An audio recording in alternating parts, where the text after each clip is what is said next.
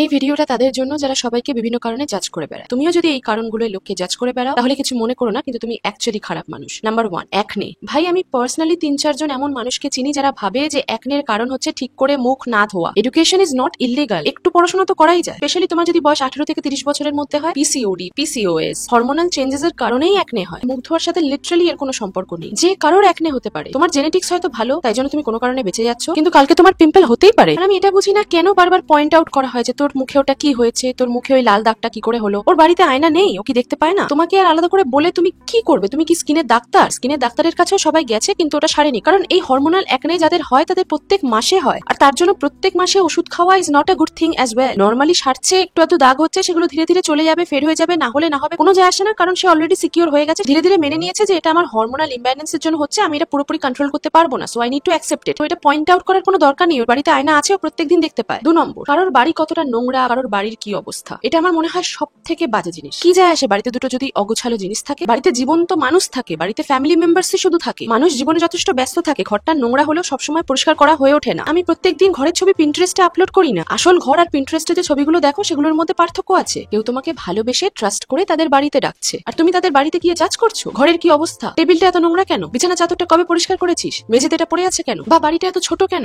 বাড়ির জানলাটা অন্যদিকে কেন। অনেস্টলি তুমি যদি এরকম ভাবে জাজ করে থাকো, তুমি সব থেকে মিনেস্ট পার্সন এই পৃথিবীতে। তুমি একটা অন্যরকম ভিন্ন পরিবারে জন্মেছো বলে তোমার স্পেশাল ফিল করার কোনো কারণ নেই এখানে। যার যার বাড়ি তার নিজের কমফর্ট স্পেস, সেফ স্পেস হয়, সেখানে একজন ইনভাইটেড গেস্ট হয়ে গিয়ে জাজ করো না। আরো একটা খুব কমন বাট রেয়ার জিনিস যেটার ব্যাপারে কেউ কথা বলে না, সেটা হচ্ছে কারোর খাবার নিয়ে জাজ করা। প্রত্যেকটা মানুষ তার পেটে কি দেবে সেটা তার নিজস্ব ব্যাপার, আর আমরা খাবারের কথা বলছি। খাবার খাবারের মতোই স্মেল করবে, পারফিউমের মতো নয়, বডি স্প্রের মতো নয়। প্রত্যেকটা দেশের খাবারের চয়েস আলাদা, প্রত্যেকটা মানুষের খাবারের চয়েস আলাদা। স্পেশালি ভেজিটেরিয়ান যারা হয় তারা নন ভেজিটেরিয়ান মানুষদের মানুষই মনে করে না। আমি জানি না কেন স্পেশালি যারা ট্রেন্ডের জন্য হঠাৎ করে ভেজিটেরিয়ান হয়ে যাচ্ছে তারাও নন ভেজিটেরিয়ানদের জাজ করছে। পৃথিবীতে প্রত্যেকটা মানুষের অধিকার আছে, সে কি খাবে সে নিজে ডিসাইড করতে পারে। এই অধিকার ভগবান জন্ম থেকে সবাইকে দিয়ে রেখেছে। আর তার সাথে এটাও যে একটা মানুষ কতটা খেতে পারে। কেউ একটু বেশি খেলেই তাকে নর্মালি বলে দেয়, আরে ওর চেহারাটা দেখো, দেখেই বোঝা যায় কত খায়। আবার উল্টোটাও হয়, আরে এত কম খাস কেন, তাই জন্যই তুই এত রোগা, আর একটু খা। তোমার কাছে যেটা মডারেট সেটা অন্যের কাছে মডারেট নাই হতে পারে। কে কতটা খাবে বা কতটুকু খাবে সেটা বলার তুমি কে? তার যদি মনে হয় সে আরো খেতে পারবে তো খাবে, তার যদি মনে হয় যে আর খেতে পারছি না, আমার ভালোও লাগছে না, তাহলে খাবে না। 4 নম্বর, তুমি কাউকে ড্রেসের বেসিসে জাজ করো। এটা খুব ইজি আজকে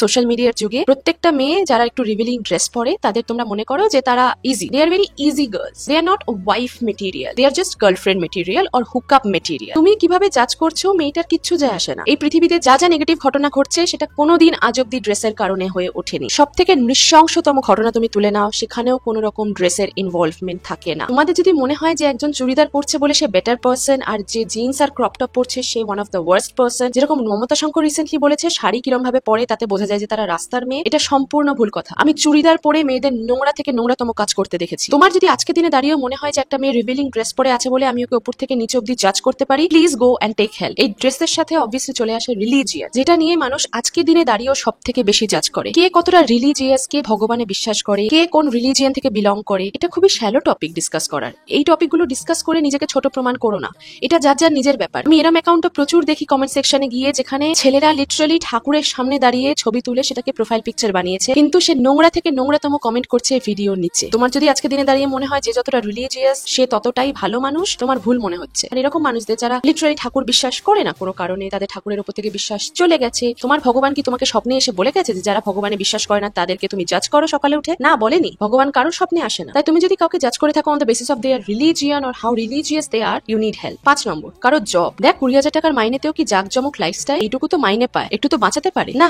সব খালি উড়িয়ে দিচ্ছে। সে যে চাকরি করুক না কেন, সেই চাকরিটা একটা চাকরি, তার জীবনের ডিসিশন নেওয়ার অধিকার তার আছে। সেই চাকরির জন্য সে মাস গেলে টাকা পায়, সেই টাকা দিয়ে সে নিজের সকাল লাদ মেটাচ্ছে, তার সমস্ত বিল পে করছে, নতুন ফোন কিনছে, সে আইফোন হোক কি রেডমি, সেটা জাজ করা তুমি কেউ নও। পৃথিবীর যে কোনো জবই রেসপেক্টেবল আজকে দিনে দাঁড়িয়ে। তুমি যদি কারো জব নিয়ে কাউকে জাজ করো, ইউ আর দ্য প্রবলেম। আরো একটা ব্যাপার, সেটা খুবই কমন আজকালকার দিনে, যারা শাখা সিঁদুর পরে না তারা মডার্ন হওয়ার চেষ্টা করছে, তারা আমাদের সংস্কৃতিকে রেসপেক্ট দিচ্ছে না, তারা তাদের হাজবেন্ডকে রেসপেক্ট করে না, তারা তাদের বিয়েকে বিয়েই মনে করে না। কি একটা ছেলেকে আগাগোড়া দেখলে কিভাবে বোঝা যায় যে সে বিবাহিত, আর শুধু মেয়েটাকে ওপেনলি জাজ করা যায় সে সিঁদুর পড়ছে না, শাখা পড়ছে না, তাই সে বিয়ে মানছে না। এটা কেমন সংস্কৃতি? কেউ শাখা সিঁদুর পড়বে কি পড়বে না এটা তার নিজের চয়েস। এইটুকু ব্যাপারে তোমার মাথা ঘামানোর কোনো কারণই নেই, কারণ এটা ওদের বিয়ে, তোমার বোঝা দরকার নেই। আমি এরকম মেয়ে প্রচুর দেখেছি যারা শাখা সিঁদুর পরেও এক্সট্রা ম্যারিটাল অ্যাফেয়ার করছে অফিসে, তাই জন্য কারো শাখা সিঁদুর দিয়ে সে কতটা তার বিয়েকে রেসপেক্ট করে এটা জাজ করার চেষ্টা করো না। এসব জাজ যারা খুল্লা করে বেড়ায় তাদের শুধু শ্যালো মেন্টালিটি আছে, আর কিচ্ছু নেই।